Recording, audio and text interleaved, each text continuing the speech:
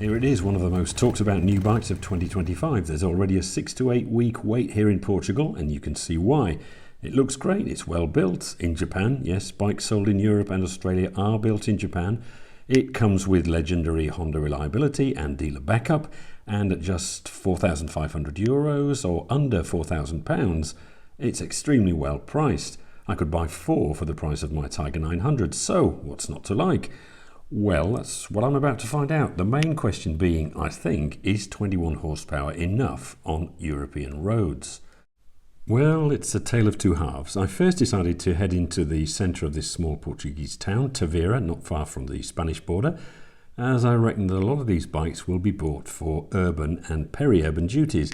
First impressions are good. It makes a delicious fruity sound on startup and under acceleration, and the bike itself feels quite a bit bigger than, say, a Triumph Speed 400.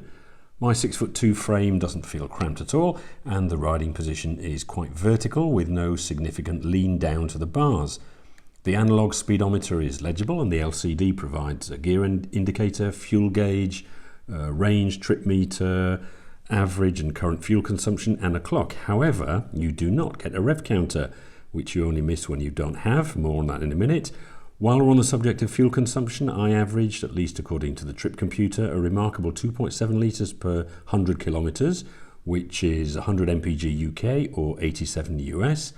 And this on a brand new bike with less than 100 kilometres on the clock, so who knows, once the engine has loosened up a bit, you could do even better. And because the fuel tank holds 15 litres, the figure I got would give a theoretical range of well over 500 kilometres or 300 miles, which is great for commuters. Like all Hondas I've ridden, this is a bike that you just get on and ride. All the controls are light and intuitive to use.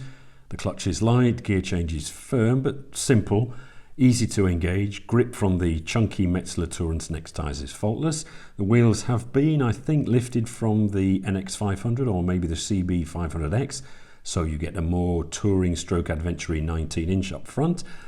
Brake feel is excellent, at least at the front. The rear 240mm brake disc did feel a little bit wooden, but it is progressive and smooth and strong enough to haul you up or help you trail brake this long bike around corners. Quite long, but it is a slender bike, so despite the relatively tall 800mm seat height, standover is comfortable, at least for me at 6'2", 187 centimetres. Shorter riders may find it a bit of a stretch, particularly as the suspension is on the firm side and there's not much sag in either the seat or the shocks when you get on, even with my 90 kilos squashing it down. The ride is fine on the open road, as we'll see in a minute, but around town, over speed bumps for example, or even on the cobble roads that the Portuguese like so much, I did find it to be jarring.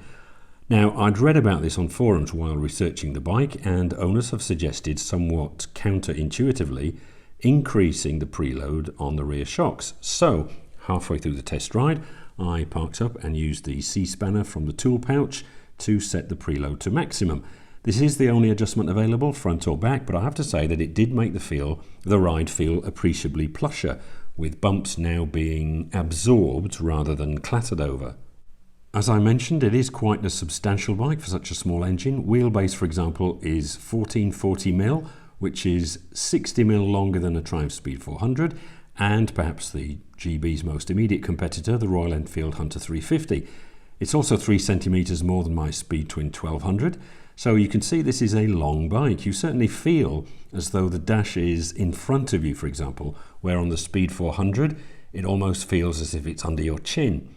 Now, a longer bike is great for stability, a bit less ideal for manoeuvrability around town, and allied to the 19-inch front wheel, it does mean that the GB isn't the most agile bike that I've ever ridden. It's not bad, but a geometry like that is always going to be more unwieldy around tight corners than, say, the Hunter with its shorter wheelbase and 17-inch front wheel. Right, let's have a closer look at the bike itself, and I have to say that, parked up here with a few other bikes and scooters, it really doesn't look like a budget bike. I felt quite proud standing next to my big bike.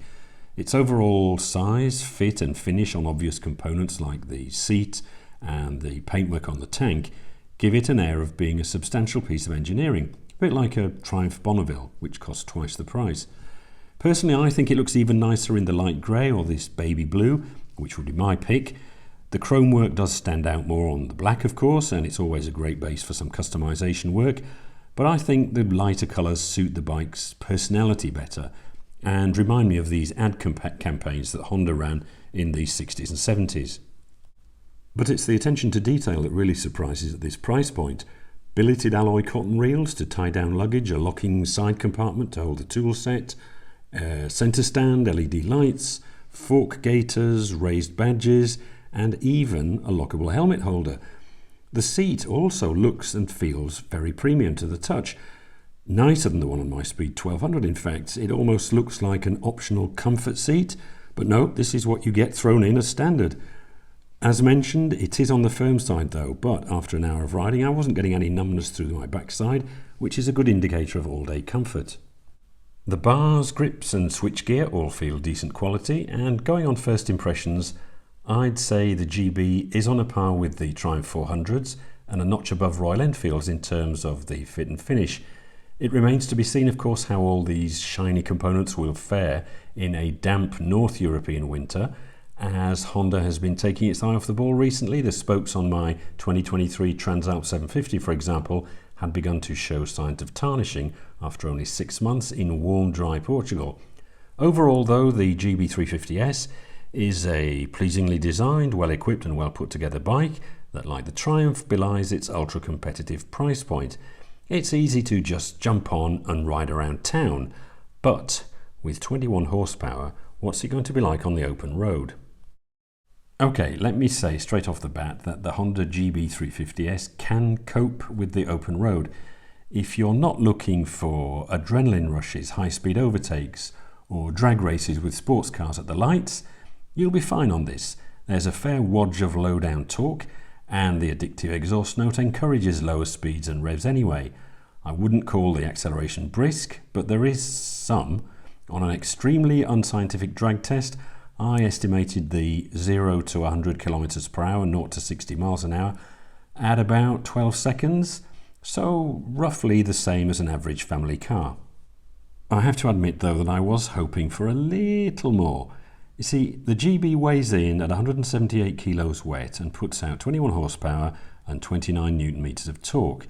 My ADV 350 scooter is 186 kilos and produces 29 horsepower and 32 newton meters of torque.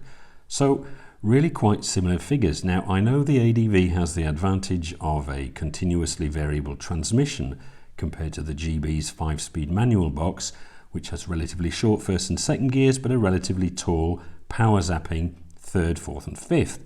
But the fact of the matter is that on the open road, the GB does feel appreciably slower than my 350cc scooter.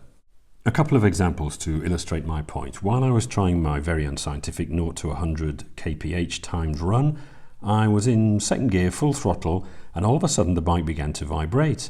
I'd hit the limiter, but because there's no rev counter and little sensation of speed or acceleration, I just hadn't realised. I have too much respect for a brand new engine to go anywhere near the red line normally, so sorry about that little GB, it wasn't deliberate. Second example, these cars were doing about 75 to 80 kph in a 90 limit. If I'd been on my scooter, I'd have overtaken them, but I didn't feel confident enough on the GB to attempt it. Instead, I just accepted the situation, slowed down and enjoyed the ride, which I suppose isn't a bad thing. I could do to slow down a bit, literally and figuratively. Now, I've ridden loads of different bikes, but sensations are subjective, so I put together this table to try and show you what I mean. The problem is simply one of power to weight. The GB350S weighs 178 kilos and produces 21 horsepower, which means that each horsepower has to move about 8.5 kilos. Or, to use a ratio that's normally reserved for cars, the power per metric ton is 118. This compares favourably with the Hunter 350, but as you can see, each horsepower on the GB has about twice the weight to move as on the Speed 400. Maybe an unfair comparison given the difference in price and power output, but I'm sure that anyone considering a GB350 will also have the top-selling Triumph on their radar, even if it is €1,300 or about £1,000 more expensive. Now, I grant you, it does look as if I'm just focusing on power, which is maybe missing the point of this bike. I know there are many other tangible and intangible considerations when choosing a new machine, like how well you get on with your local dealer, fuel consumption, whether your partner likes the colour. But I'm just trying to show you here where your money's going. I'm not trying to suggest the Honda is better or worse than the other vehicles in the table. It's great around town, but if you're looking at it with an eye on, say, two-up riding or touring with luggage, then you should know that it's inevitably at a disadvantage compared to more powerful bikes costing similar money. 21 horsepower might sound decent enough if you're coming from a 125, limited by law in Europe to 15 horsepower, but the GB and the Hunter are heavier bikes, and as you can see, the power to weight isn't really much different to a 125. I know that when you add the weight of the rider, things change a bit, but these figures should give you an idea of what to expect. Just for a bit of fun, I also added the Panigale V4, as it has a horsepower per tonne ratio exactly 10 times that of the GB, and Europe's best-selling car at the moment, the humble Dacia Sandero, and you can see that the GB at least outperforms the car. For those wanting a little bit more oomph, salvation may be around the corner in the form of a GB500, which is heavily rumoured to be in the pipeline, presumably with Honda's well-proven 471cc engine, lifted directly from the existing 500 range. 47 horsepower would definitely give the GB greater versatility, but of course we'll be looking at 6,000 to 6,500 euros, putting it in a totally different price band. Some final thoughts then. The GB350S is a bike for enjoying leisurely, for having fun on a Sunday afternoon, or for riding to work as simply and economically as possible. If you're into off-roading, touring or racing, then you should be looking elsewhere, but we all knew that anyway. For 4,500 euros, which is only 80 euros more than a Monkey, you get a full-size bike that feels significantly more substantial than any 125 that I've ridden.